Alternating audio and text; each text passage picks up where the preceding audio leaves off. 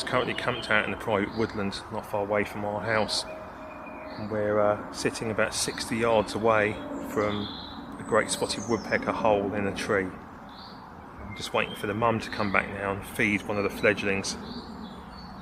Kate's down the bottom of the ridge, I'm sitting at the top of the ridge, and the tree is smack bang in between the both of us. So let's see who's going to get the better shot today.